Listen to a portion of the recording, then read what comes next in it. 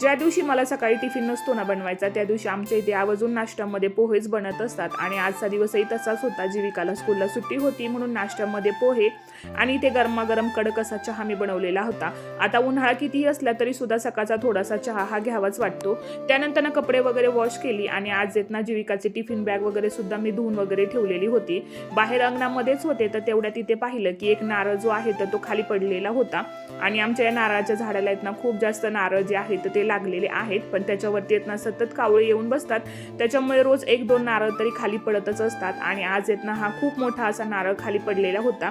नशीब इथे खाली कोणी नव्हतं, नाहीतर मग हा नारळ तर डोक्यातच पडला असता. त्यानंतर मग म्हटलं चला आता कंपाऊंड वगैरे जे आहे ते सुद्धा आज क्लीन वगैरे करून घेऊयात, कारण की सुट्टीचा दिवस असला की माझी एक्स्ट्राची कामे जी आहेत तर ती मी आवरून घेत असते.